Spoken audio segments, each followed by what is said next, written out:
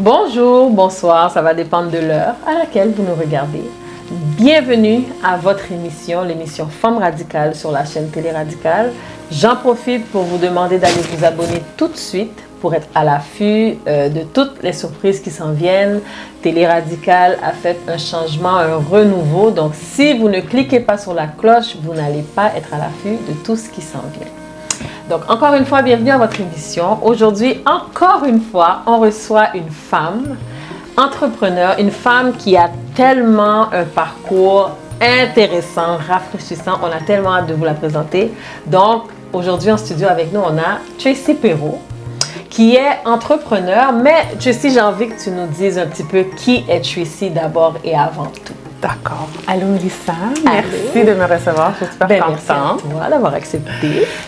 Donc, salut à tous. Mon nom, c'est Tracy Perrault, comme Melissa l'a mentionné. Puis, là, juste si je me présente moi brièvement, je suis une jeune femme haïtienne de bientôt 36 ans, maman de jumeaux, qui aime la vie, honnêtement. J'aime les rassemblements entre amis, famille. J'aime célébrer. J'aime tout ce qui est en lien avec l'entrepreneuriat. J'aime être inspirée, puis j'aime inspirer les autres. Je pense que ça englobe quand même pas mal tout. Je sais que tu portes plusieurs chapeaux ou tu as déjà porté plusieurs chapeaux. J'aimerais que tu nous dises un peu ce à quoi tu as touché jusqu'ici. OK. Donc, moi, j'ai fait un peu le parcours traditionnel que les parents nous demandent. Donc, aller à l'école primaire, secondaire, cégep, université. Mais à travers mon parcours, lorsque j'étais au cégep, ma sœur est tombée enceinte, elle allait avoir une petite fille et j'ai fait une table à dessert pour elle. J'organisais son baby shower. Ah, c'est là que c'est parti. Exactement, tu vois, je m'en viens. Donc, à ce moment-là, je faisais des cupcakes pour la première fois de ma vie. Et j'ai étudié en graphisme à ce moment-là au cégep. Donc, j'ai fait des petits souvenirs, des petites invitations, un beau setup qui fitait ensemble. Puis à partir de là, tout le monde me demandait est-ce que tu pourrais faire ça pour la fête d'un tel, le baptême d'un tel, le mariage d'un tel? Okay, c'est parti comme ça. Donc là, les déclics s'est fait. Puis moi, je pense que je savais que j'allais être entrepreneur. Je savais pas ça allait être quoi. Je ne pensais pas que ça allait être dans les desserts parce que moi, j'aime pas les desserts. J'aime pas le chocolat. Je suis pas là dans le sucré du tout. J'ai sauté sur l'opportunité. J'ai ouvert une petite page Facebook. Puis là, de fil en aiguille, l'entreprise est devenue mon travail à temps plein parce que après le cégep, j'ai été à l'université. J'ai fait un baccalauréat en urbanisme. J'ai commencé à travailler dans mon domaine. Puis, du jour au lendemain, parce que j'ai vu que ça progressait l'entreprise, puis que là, j'avais plus le temps. Je casse qu'au travail, j'arrive en retard, je vais faire des livraisons la nuit, j'arrive en retard le matin. Donc, après un moment de réflexion, sans en parler, surtout pas à mes parents, parce qu'ils allaient me décourager, je crois que j'en ai parlé à ma sœur, puis un ami à l'époque, j'ai donné ma démission. Ouf! J'ai vraiment, tu sais, quand on dit être entrepreneur, c'est sauter d'un avion sans parachute, c'est vraiment ça. Je ne savais pas du tout dans quoi je m'embarquais. Fait que ça, c'est un des chapeaux, une des époques. Ensuite, à travers ça, j'ai participé à plusieurs émissions de télévision. Parce que s'il y a une chose que, honnêtement, je peux prendre le mérite ou dire que je suis fière d'eux, c'est sortir de ma zone de confort. Puis quand tu es en affaires, si tu veux faire connaître ton entreprise... C'est comme la règle numéro 1. Pas mal, c'est dans les tops en tout cas. Fait que je m'inscrivais à toutes les émissions qui ne peuvent pas exister. Des émissions en lien. Je ne vais pas aller m'inscrire dans une émission pour trouver l'amour. Entre autres, on t'a vu dans Souper presque parfait. C'est ça. Atome crochu, Guerre des clans. Je me suis inscrite pour vrai à beaucoup de choses. Puis ça a fonctionné. J'ai passé à ces 3 émissions-là. J'ai parlé de mon entreprise. Donc, j'ai eu des nouveaux followers. Les gens ont commandé. Puis jusqu'à tout dernièrement, jusqu'à temps que je ferme l'entreprise, je vais arriver là éventuellement. Les gens continuent à commander. Donc, c'est ça. Les études, lancer la pâtisserie, passer à la télévision. Ensuite, j'ai compris qu'il faut vraiment sortir de sa communauté, de ses amis, de son entourage. Oui, mes amis veulent m'encourager, mais ils vont commander une boîte de cupcakes une fois par année. Mais c'est pas ça qui va me faire survivre avec mon entreprise. Donc, j'ai vraiment là intégré tous les milieux professionnels que je pouvais. Donc, j'ai fait mon cours de lancement d'entreprise. Puis par la suite, j'ai recontacté tout le monde qui était là pour les avoir comme clients. Donc, la commission scolaire est devenue mon client, Ville de Laval, tout type de corporation, d'organisation qui existait quand ils faisaient des événements, des parties de bureau, peu importe. T'étais là. J'étais pas mal sous. Baiser Velouté était le fournisseur. Donc, ça aidait vraiment beaucoup. Puis aussi, j'ai siégé sur différents comités. Des comités, des CA pour peu importe le type de... Toujours en lien avec l'entrepreneuriat, bien sûr. Mais encore une fois, ça te permet d'être entouré de différents types de personnes. Visible aussi. Oui! Puis ta crédibilité, tu sais, d'être la seule jeune femme noire assise entre monsieur et madame de 50 ans caucasien, c'est quand même quelque chose. Ouais. Fait que rendu là, c'est que les gens connaissent ton nom, connaissent ton entreprise. Fait que c'est quand même une carte de visite assez bonne pour rentrer n'importe où. Fait que ça, j'ai vraiment compris ça rapidement. Puis, à travers mon parcours, tu sais, le baiser velouté, la pâtisserie, j'ai quand même fait de 2014 à tout dernièrement. Mais c'est parce que c'est ça. Là, après un temps, tu te rends compte, tu finis par vraiment te connaître puis découvrir tes passions. Puis à travers ce chemin-là, je me suis rendu compte que moi, mettre un gâteau dans le four, c'est pas ce qui me passionne. C'est ça. Been there, done that. C'est ça. Puis des employés qui vont mettre le gâteau dans le four comme tu veux et le remettre au client exactement comme tu veux, c'est très difficile. Fait que même si je voulais pas être à la pâtisserie pour soit travailler sur l'entreprise et non dans l'entreprise, c'était quand même très difficile parce que problème de main-d'œuvre, pandémie est arrivée, je me suis associée avec quelqu'un, ça n'a pas fonctionné. Fait que, tu sais, plein de petits trucs qui ont ajouté à mon côté amer, déjà que je voulais vraiment plus. Mais je pense que c'était juste, tu sais, peut-être Dieu qui m'envoyait des signes comme, tu sais, c'est beau, t'as fini avec ça, passe à autre chose. Passe à autre chose. C'est ça, mais j'ai attendu trop longtemps. J'ai vraiment poussé à la limite jusqu'à ce que je sois vraiment comme dégoûtée. Puis, à travers mon chemin, à partir de 2020, les gens venaient souvent à moi pour me demander « Hey, comment t'as fait pour avoir ton premier local, ton premier employé, pour te lancer? » Là, le coaching a commencé. Au début, c'était vraiment, tu sais, j'allais prendre un café avec les gens, je parlais pendant des heures et des heures parce que j'aime ça. Fait que je donnais tout mon parcours, tous mes conseils. Puis à un moment donné, je me rends compte ça prend beaucoup de temps, ça me demande beaucoup d'énergie. Puis moi-même, je faisais affaire avec des coachs et des mentors, puis je paye. J'étais comme, ça suffit de donner mes conseils gratuitement. J'ai tout structuré ça, puis aujourd'hui, c'est vraiment ce que je fais. C'est ce que tu fais. Donc toi, tu aides les gens qui veulent partir en business, tu leur donnes... Je suis le coup de pied dans le cul qu'il faut pour te lancer. Quoi faire, quoi ne pas faire. Quoi ne pas faire, surtout, parce qu'il y a beaucoup de choses que j'ai pas faites. Puis vraiment, là, j'ai vraiment niché ma clientèle, c'est vraiment pour les femmes qui se lancent. Ah bon, tu vois, c'est bon. Puis ça, c'est important de trouver vraiment sa clientèle cible précise, mais c'est à travers le temps. C'est en ayant des clients, en comprenant aussi ce que moi j'aime faire, puis qui je peux vraiment aider, parce qu'elles peuvent relate plus à moi. Donc, c'est vraiment les femmes. Là, pour finir rapidement, parce que la question, j'arrête plus. Il y a aussi le chapeau, l'année, je suis devenue maman en 2021. Là, 6 mois après... Il faut mentionner maman de jumeaux. Oui, maman de jumeaux. J'ai un garçon et une fille qui vont avoir 2 ans en décembre. Oui. Donc, 6 mois après cet accouchement, il y avait La Ruche. C'est un organisme qui s'occupe de financer les projets d'entrepreneurs d'une manière innovante, sans endettement. C'est des campagnes de sociofinancement. On va mettre les informations. Donc, dans le fond, au lieu d'aller voir les banques traditionnelles de ce monde, d'avoir un prêt, puis en plus, c'est difficile quand tu te lances en affaires parce que tu n'as pas de crédit, tu n'as pas d'historique.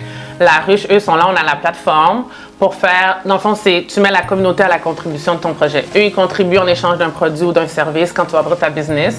Ils te donnent des sous, ça te permet de récolter le 20 000 que tu as besoin pour ouvrir ta pâtisserie. Fait que grosso modo, c'est comme ça que ça fonctionne. La Ruche a débuté au Québec. Puis là, ils se sont installés dans plusieurs régions du Québec. Et là, il y avait le lancement officiel à Laval. Donc, ils cherchaient un directeur, une directrice régionale pour s'occuper de la région. On m'a approché, j'ai sauté sur l'occasion parce que c'était encore en lien avec l'entrepreneuriat. Donc, j'ai eu le mandat. Là, ça a fait 1 an en mai dernier. On a célébré le premier anniversaire. Mais là, encore une fois, tout ça, c'est parce que tu te mets de l'avant, tu fais ce que tu aimes faire, on te voit. Il y a une autre opportunité qui s'est présentée, là, c'est de la commission scolaire de Laval, centre de service scolaire de Laval, pour s'occuper du programme entrepreneurial dans les écoles où il y a le cours de lancement d'entreprise, pour faire des événements pour ces gens-là, pour juste, tu sais, mettre de la valeur sur les entrepreneurs, aller trouver les entrepreneurs qu'on n'arrive pas à trouver, qui va vraiment bien avec ma business de coaching. C'est bon, tu es dans la racine, tu es avec les jeunes, tu es avec les enfants, fait écoute, des choses que... Des outils que toi, tu n'as pas eu. Exactement. Là, toi, tu es comme, c'est bon, ça? Oui, donc c'est ça. Malheureusement, heureusement, j'ai quitté La Ruche pour le 25 septembre. Je ne sais pas quand l'émission va être diffusée, mais vous allez être en cœur de l'action. Je vais débuter le nouveau mandat pour le centre de service scolaire de Laval. C'est tellement intéressant d'écouter. Il y a tellement de choses. Oui, il y a trop de choses. Mais la question chouchou que j'aime poser à nos femmes entrepreneurs, c'est comment tu arrives? Parce que c'est l'enjeu que les femmes... La première chose que les femmes vont se dire, « Oh, mais j'ai des enfants, je peux pas laisser mon travail. Puis, comment toi, tu arrives à jongler? Bon, premièrement, quand tu as fait le saut, tu n'avais pas les enfants, oui. Mais, premièrement, comment tu as fait le saut? Qu'est-ce qui t'a vraiment poussé à faire le saut? À part le fait que, bon, j'arrive toujours en retard, je t'en ai travaillé, nanana. Qu'est-ce qui t'a poussé à plonger dans une piscine que tu ne savais pas si l'eau était bouillante, si elle était froide, si elle était tiède? Puis aussi, comment aujourd'hui, maintenant, tu arrives à jongler ce que tu fais, être entrepreneur, puis la vie de famille. Ouais. Deux très, très bonnes questions. Ouais, très important. Ouais. Comment j'ai fait le saut? Honnêtement, c'est d'écouter ta petite voix intérieure. Ouais, mais des fois, cette voix-là, elle est là, mais elle parle tellement bas. Non, c'est toi qui la mets, qui baisse le volume. Donc, il faut que tu montes le volume. Il faut que tu montes le volume, puis il faut... Moi, je me suis dit, honnêtement, je préfère essayer. Si ça marche pas, c'est pas la fin du monde, là. Je retourne appliquer chez McDo s'il le faut, là. J'ai des diplômes, déjà là, c'est bon. Même si j'ai pas de diplôme, il y a des jobs partout. Call center, c'est ça, fait que je préfère essayer. Si ça marche pas, c'est pas grave, au moins j'aurais essayé. Et non laisser 1 an, 2 ans, 3 ans passer, puis là, ça fait déjà 10 ans que ça a passé comme ça. Ouais. Puis me dire, j'aurais donc dû, ça tue. Ouais. Fait que moi, je voulais pas avoir ces regrets-là. Puis je me suis dit, je perds quoi? Honnêtement, pour de vrai, c'est quoi qui peut arriver de pire? C'est que ça fonctionne pas. Mais je pense que ce que les gens ont peur, c'est genre, OK, je laisse mon 9 à 5, je plonge dans peu importe. Mais là, ça fait 3, 4 semaines, 5 semaines, 6 semaines, il n'y a rien qui se donne. Mais c'est parce que moi, j'ai un loyer à payer, j'ai Hydro-Québec, j'ai mon câble, j'ai les enfants qui vont à la garderie, j'ai le service de garde. Je pense que c'est ça qui fait peur aux gens, c'est de se dire, faudrait que je laisse mon 9 à 5 là, puis dans 2 semaines, j'ai quelque chose d'autre. Mais ça n'arrive pas tout le temps comme ça. Non. Donc c'est cette peur-là. Totalement raison. Puis je comprends. C'est juste nous, ça passe, mais des fois, on veut tellement s'arranger que nos enfants manquent de rien. Fait qu'on se dit, on peut pas se permettre ça. C'est un rêve, on peut pas. Mais t'as vraiment raison. Puis comme t'as dit, quand je l'ai faite à l'époque, j'avais pas d'enfant. Fait que j'étais dans la fleur de ma jeunesse de 20 ans. Chez maman et papa. J'avais un appartement à payer, mais on avait un triplex familial, donc je savais que j'avais le backup de mes parents. C'est pas correct, mais c'est ça. Mais il faut être capable de prendre des risques. Puis, quand tu sais que, admettons dans mon cas, c'était les cupcakes, les gâteaux, quand tu sais que vendre le cupcake, c'est ça qui va me permettre de mettre l'essence dans mon auto, payer mon sel. Tu t'arranges pour vendre Trust me. Tu vas aller dans tous les salons, tous les forums, tu vas cogner aux portes pour les vendre, ces cupcakes-là. Ça va peut-être pas faire comme le montant que tu veux d'un coup, mais ça va être un bon début. Puis au pire, en attendant, tu prends le job à temps partiel. Le problème, c'est que quand tu restes dans ton 9 à 5, dans quelque chose à temps plein, où tu veux trouver le temps pour mettre sur ta business, tu n'as que 24 heures comme tout le monde dans une journée. Écoute, on pourrait tu faire le sais, une émission. Tu le sais très bien. Comme je te parle à toi directement. C'est moi l'animatrice. Excuse. On pourrait faire une émission d'1 heure avec Tracy. Malheureusement, écoute, l'heure avance. Mais vous pouvez la suivre sur ses réseaux sociaux, surtout Instagram. Elle lance des conseils. Écoute, elle vous lance des flèches. Son contenu est incroyable. Je t'invite à nous donner ton Instagram. Oui, c'est simple, c'est mon nom. C'est Tracy Perrault sur Instagram. Après le Perrault, il y a un petit underscore. Puis je suis sur Instagram, Facebook, Snapchat, TikTok, mais vraiment Instagram. C'est la bonne plateforme pour me suivre. Oui, il y a toujours un petit conseil, toujours un mot d'encouragement, quelque chose qui fait que je partage des événements où je vais, puis tu sais, c'est ça, je vous donne beaucoup. Tu sais, c'est comme des séances de coaching gratuites, là. Fait que je vous invite à aller vous abonner à sa page dès maintenant pour avoir plus d'informations. Puis n'oubliez pas, c'est une coach.